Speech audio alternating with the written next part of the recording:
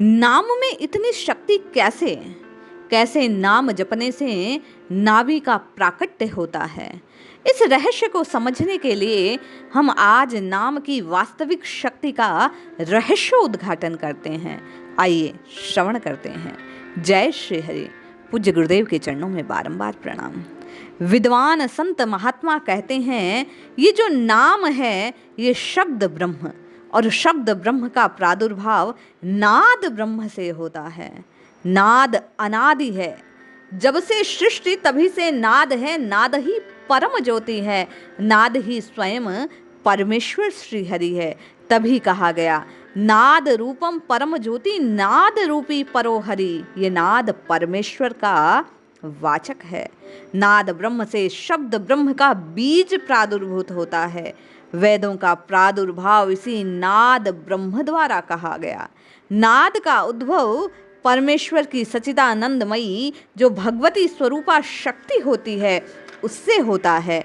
इस नाद से बिंदु उत्पन्न होते हैं। इस नाद बिंदु से ही प्रणव ओम का, और इसी को बीज कहा गया। संपूर्ण सृष्टि की शक्ति का पुंज ओम है, इसी को बीजा शक्ति कहा गया। बिंदु नाद से व्यक्त और अव्यक्त शब्द प्रकट होते हैं। व्यक्त शब्द से श्रुति श्रेष्ठ ब्रह्म शब्द का प्रादुर्भाव।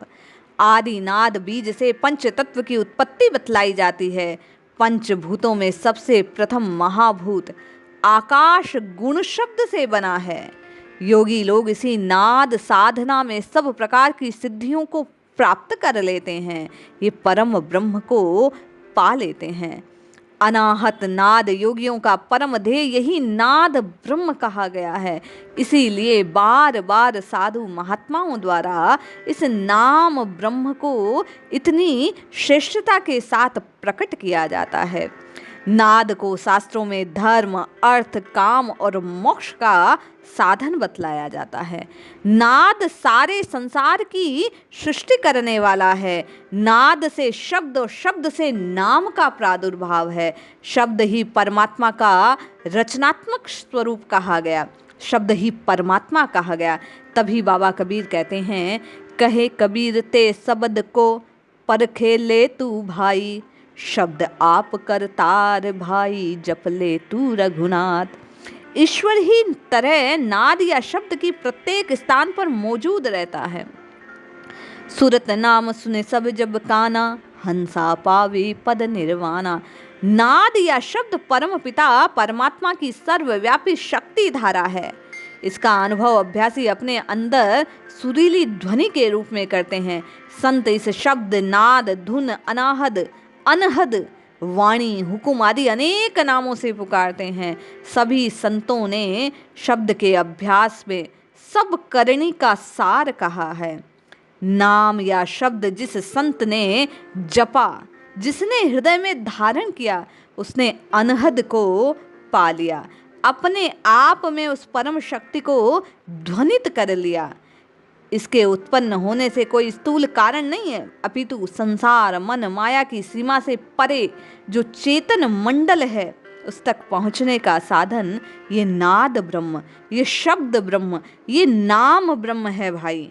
जो अपने आप को परमात्मा से जोड़ना चाहता है वह अपनी आत्मा से नाम को धारण करे। इसके अभ्यास से अंतःकरण शुद्ध हो जाता है।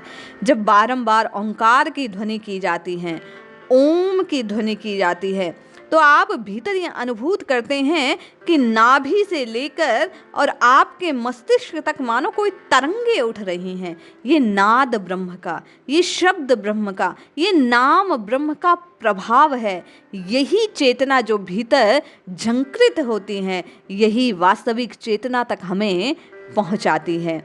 बार बार संत महात्माओं द्वारा इस नाम को इसीलिए इतना वैशिष्ट स्थान प्रदान किया जाता है। इसकी विशेषता बतलाई जाती है।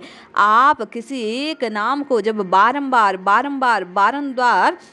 ध्वनित करते हैं, बोलते हैं, जपते हैं, रटते हैं, भीतर ही भीतर उसका जाप करते हैं, तो उसकी शक्ति आप में स्थानांतरित होने लगती है, आप में आने लगती है।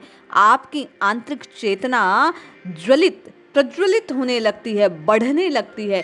दिन दिन आपका जो ओरा है, जो आपका चक्र है वे जागृत होने लगते हैं।